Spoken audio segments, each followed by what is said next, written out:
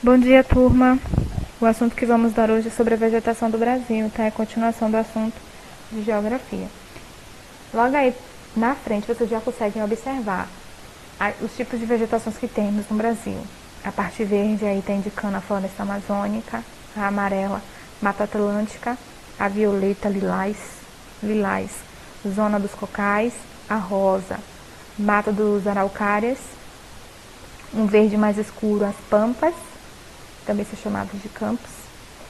Cerrado é a laranja mais escura, a laranja mais clara seria a caatinga, o marrom é o pantanal e o azul está ali na região litorânea. Salvador está bem ali na beiradinha azul, tá bom? Bora lá? Então, vegetação. Vegetação é o conjunto de espécies de plantas características de uma região. Então, tudo que tem de planta em uma região é chamado de vegetação. As áreas verdes protegem o solo da erosão. A gente já viu que uma forma de proteger o solo da erosão é justamente manter a cobertura vegetal da terra. A gente já viu isso em ciências, tá? Então, a vegetação é essencial para a respiração e a alimentação dos seres vivos e fundamentais para o equilíbrio do clima do planeta Terra, tá? Então, a vegetação ela é muito importante, porque nós respiramos graças à vegetação, porque ela purifica o ar, não é? E as árvores, as plantas liberam gás oxigênio, que é o que a gente utiliza. Alimentamos de vegetação e utilizamos também a vegetação para a fabricação de várias outras coisas, de móveis, de dentro de casa, produtos de higiene também, tá? Então, bora lá? O Brasil apresenta diversos tipos de vegetação, que são influenciados pela grande extensão territorial e pela diversidade climática do país. As formas vegetais fazem parte dos biomas. Então, biomas representa o conjunto de vida animal e vegetal presente em uma região. Então, toda vez que fala de biomas, está falando dos animais e das plantas que existem naquele local, tá? De acordo com o Instituto Brasileiro de Geografia e Estatística, que é chamado de IBGE, existem 6 grandes biomas no Brasil, que a gente já falou lá na frente, tá? Então, bora lá? A floresta amazônica é caracterizado pela grande variedade de espécies de animais e vegetais, sendo comuns na região árvores de grande e médio porte. Então, na floresta amazônica, vocês só irão ver árvores médias a grande, tá bom? Assim como o clima, a grande quantidade de chuvas colabora para o desenvolvimento vegetativo da região. E o solo rico em humus é essencial para as milhares de espécies que lá se desenvolvem.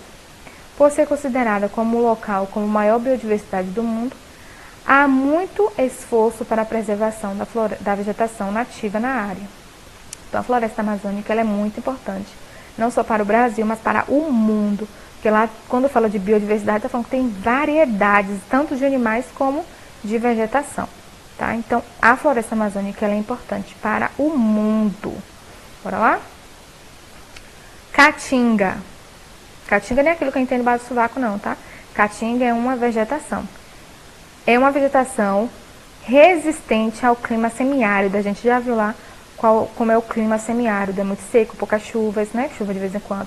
Então, é formado por plantas adaptadas à irregularidade das chuvas e às altas temperaturas. Então, na caatinga, a vegetação, olha lá as plantinhas da caatinga, são plantas que conseguem ficar em locais muito secos, tá?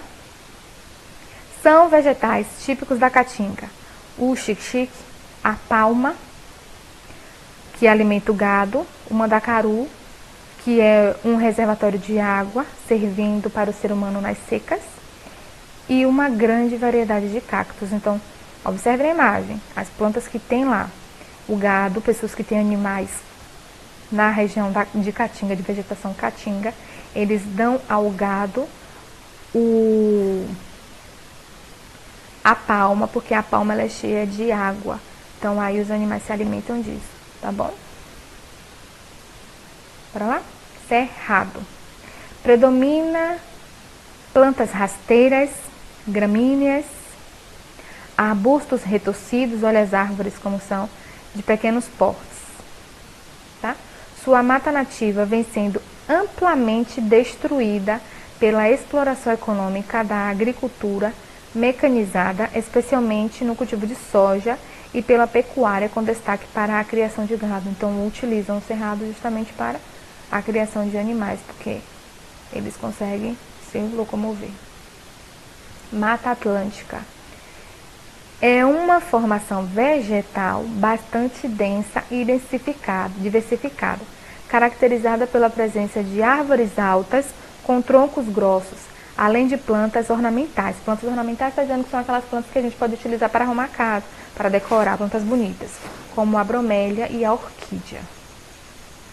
Foi bastante devastada para fins de exploração econômica, desde a chegada dos portugueses. Então, foi lá na Floresta Atlântica que eles começaram a retirar o pau-brasil, que a gente já viu em história, tá? Por isso, atualmente, é uma vegetação residual, apresentando apenas resquícios de sua mata nativa. Então, foi tanto explorada que há pouca vegetação nesse local. No entanto, a Mata Atlântica é ainda um habitat de vários animais silvestres, como o mico-leão dourado, pica-pau, a cabeça amarela e a arara azul. Então, esses animais também estão em extinção, porque tanto a floresta como os próprios animais foram, de certa forma, retirados do local. Então, teve um desmatamento da vegetação e eles, no caso, pegaram os animais e levaram para a venda ilegal, tá bom? Campo ou palmas.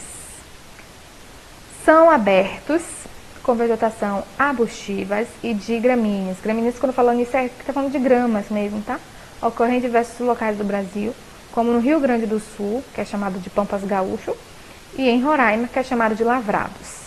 Então, existem dois locais do Brasil, Rio Grande do Sul e em Roraima. O Pantanal é a maior planície inundada. A gente já viu o que é planície, né? Planície é um local reto, plano e baixo. Então, é a maior planície inundável do mundo devido às chuvas associadas às condições do relevo que lá ocorrem, provocando enchente que cobrem grande parte da área pantaneira. Então, se você for para o Pantanal, às vezes passando até na televisão, você vai ver diversidade de animais e lá tem mais, a parte da terra ela é coberta por água, tá? Então, no Pantanal, uma grande variedade de fauna, sendo comuns as espécies de jacarés, capivaras, ariranhas, onça-pintada, macacos, cobras, papagaios e de vegetação com o campo, cerrado e floresta, tá? Então, no Pantanal tem muita fauna. Fauna, quando fala, tá falando dos animais. Se fosse flora, seria da vegetação, tá bom? Das espécies de vegetal que teria lá. Apesar da fiscalização dos órgãos ambientais, o Pantanal sofre constantes ameaças à sua biodiversidade, sendo a maior parte delas relacionadas ao desmatamento para a ocupação humana e para a pecuária e a consequente extinção de espécies de animais e vegetais. Sim, porque quando a gente está desmatando a região, a gente acaba matando os animais que vivem naquela região. Então, alguns animais eles vão precisar daquela vegetação para viver, porque eles vão fazer as casas naquele local, vão se alimentar daquele local. Então, quando eles desmatam aquela área, eles matam também vários animais. E algumas espécies de animais são vendidas ilegalmente, tá? Como os papagaios mesmo, as araras são vendidas ilegalmente. Mata dos cocais. Corresponde à vegetação existente entre a floresta amazônica e a caatinga. Então, a região que tem entre a floresta amazônica e a caatinga é chamada de Mata dos Cocais, sendo típica nos estados do Maranhão e Piauí. A carnaúba e o babaçu são suas espécies características, árvores ricas em óleos, utilizados na fabricação de diversos produtos. Então, observem na imagem. Lá tem muitas plantas que são levadas para a produção de óleos. O aproveitamento dessa árvore é de 100%, então está dizendo que é utilizado tudo dessa árvore, da raiz, a folha, tudo que ela dá. Pois dela nada se perde, tudo se transforma por meio de processos industriais. Então, nas matas dos cocais, tudo da árvore eles utilizam, nada é desperdiçado. E assim como outras regiões, também tem a parte do desmatamento, tá bom? A mata dos pinhais ou mata da araucária. Ocorre principalmente na região sul do Brasil. Sua árvore típica é o pinheiro do Paraná, caracterizada pelo porte alto. São árvores altas, observem na imagem como ela é meio ao contrário, né? Elas são altas, com copa aberta. A copa quer dizer a parte de cima da árvore, a parte que fica as folhas é aberta, não é daquele jeito redondinho que a gente costuma desenhar. E pelos troncos finos, então são árvore fina e da copa aberta, como se fosse um copo de cabeça para baixo. Um copo não, uma caneca ou uma xícara de cabeça para baixo, tá? Cabeça para baixo não, normal mesmo. Cientificamente conhecida como araucária, observe a imagem, porque na imagem está mostrando como é o formato das árvores nessa região.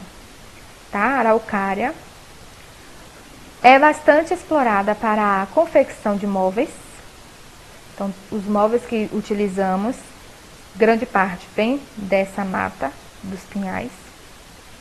Hoje a floresta encontra-se bastante devastada, sendo necessário muitos anos para recuperar. Então, teria que fazer o quê?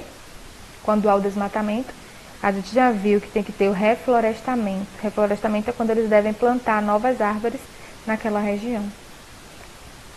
Vegetação litorânea. Existe ao longo de toda a costa do Oceano Atlântico de forma variada. A gente já viu que a parte que é banhada pelo Oceano Atlântico, a parte que tem o mar, é chamada de vegetação litorânea, tem um clima mais litoral. Tá? É formada por plantas rasteiras encontradas nas areias das praias. Em algumas regiões do litoral é comum a presença de coqueiros. Então, nessa região, nessa vegetação, a gente vai ter presença de coqueiros.